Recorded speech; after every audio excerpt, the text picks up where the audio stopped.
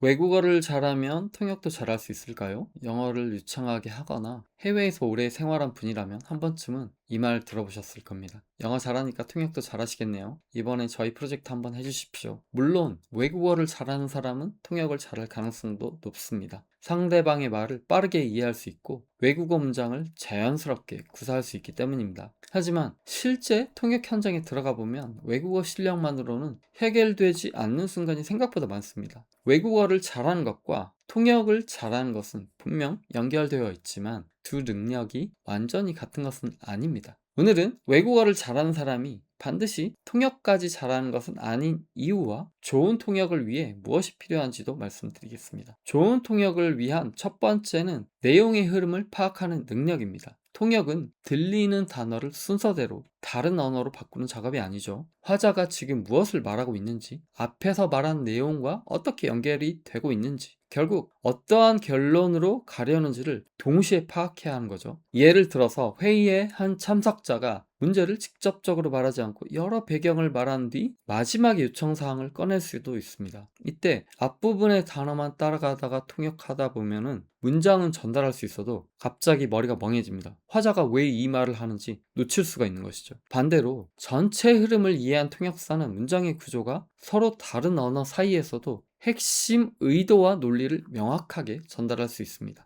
통역에서 중요한 것은 단어의 이동이 아니라 의미의 이동입니다. 두 번째는 이해한 내용을 자연스러운 외국어로 다시 구성하는 능력입니다. 외국어를 잘하는 사람도 상대방이 발언을 듣고 핵심을 정리한 다음에 즉시 다른 언어로 표현하려고 하면 어려움을 느낄 수 있습니다. 특히 한국어와 영어처럼 문장의 구조와 정보가 제시되는 순서가 다른 언어 사이에서는 원문의 어순 그대로 따라가기가 참 어렵습니다. 말의 핵심을 머릿속에 잠시 담아두었다가 도착 언어의 구조에 맞게 다시 조립해야 하는데 이게 너무 빠른 순간에 이루어지다 보니까 정말 어려운 것이죠. 그러면서도 화자의 어조와 뉘앙스, 강조점까지 놓치지 않아야 하는 것이죠. 통역사는 한 사람의 말을 대신 전달하지만 자신의 의견을 덧붙여서는 안 됩니다. 설명은 분명하게 하되 의미를 바꾸지 않고 자연스럽게 표현하되 원문에서 벗어나지 않게 해야 합니다. 이 균형을 유지하는 것이 정말 어려운 점이죠. 세 번째는 분야별 배경 지식과 전문 용어입니다. 통역의 현장은 정말 다양합니다.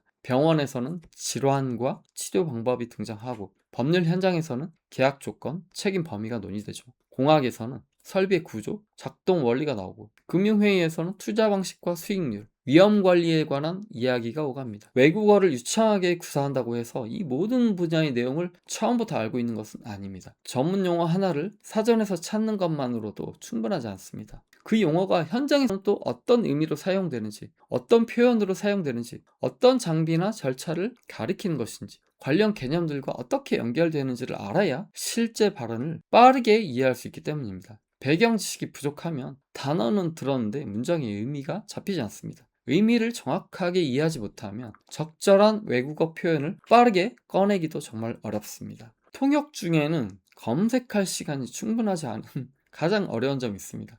화자의 말은 계속 이어지고 통역사는 몇 초 혹은 바로바로 즉각적으로 이해하고 판단해서 입을 열어야 하죠. 결국 통역 현장의 속도는 단순히 머리가 빠르기 때문에 나오는 것이 아닙니다. 그 전에 얼마나 그 분야에 대해서 많이 공부하고 얼마나 준비했는지가 현장 반응 속도를 결정합니다. 네 번째는 실무자들만 사용하는 언어입니다. 현장에서 사전에 정리된 전문 용어만 내뱉지 않습니다. 기업마다 자주 사용하는 표현이 있고 조직 내부에서만 통하는 또 약어도 있죠. 제품명이나 공정명, 부서명, 약어, 프로젝트 코드처럼 외부인이 들으면 의미를 전혀 알기 어려운 단어도 계속 등장합니다. 실무자들은 서로 이미 알고 있기 때문에 그거를 전제하에 중간 설명을 생략하고 빠르게 넘어가죠. 익숙한 말이지만 배경을 모르는 통역사들에게는 지난번 방식이 무엇인지, 그 단어가 어떤 절차를 설명하는 것인지, 그 용어가, 그 은어가 어떤 의미를 정확하게 말하고 있는지를 알기 어렵습니다. 그래서 통역사는 단어만 단순히 공부해서는 안 됩니다.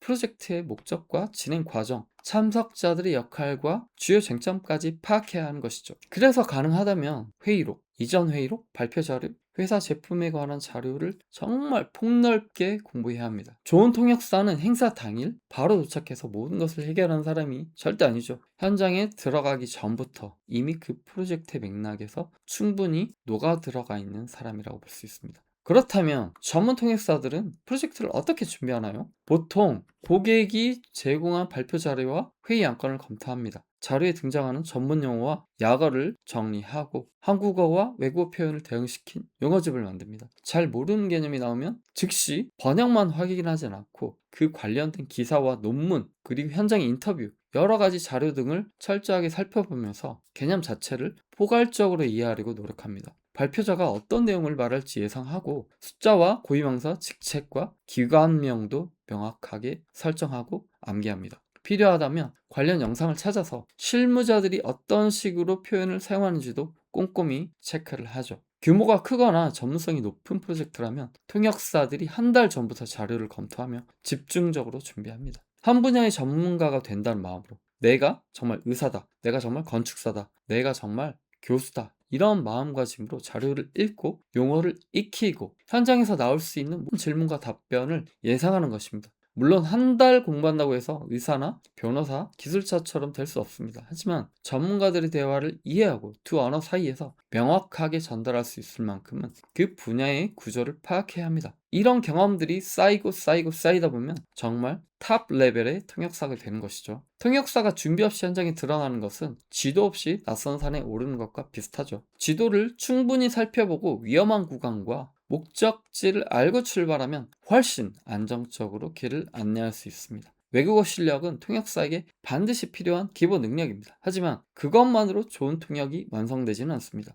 내용의 흐름을 파악하는 능력, 핵심을 기억하고 재구성하는 능력, 분야별 배경 지식과 전문 용어, 화자의 의도와 뉘앙스까지 전달하는 판단력, 그리고 무엇보다 철저한 사전 준비가 필요한 것이죠. 외국어를 잘하는 사람이 통역의 출발선에 조금 가까이 있는 것은 맞습니다. 하지만 그 출발선에서 좋은 통역에 도달하게 만드는 것은 또 다른 문제입니다. 결국 훈련과 준비입니다. 통역사는 단순히 두 언어를 아는 사람이 아닙니다. 서로 다른 언어를 사용하는 사람들이 같은 내용을 보고 같은 결론에 도달할 수 있도록 그 사이에 정확한 길을 놓는 사람들인 것이죠. 그리고 그 길은 보이지 않는 곳에서 쌓아 올린 수많은 공부와 준비 위에서 완성이 됩니다. 외국어 실력이 통역의 출발점이라면 철저한 준비는 통역의 완성이라고 볼 수 있습니다. 감사합니다.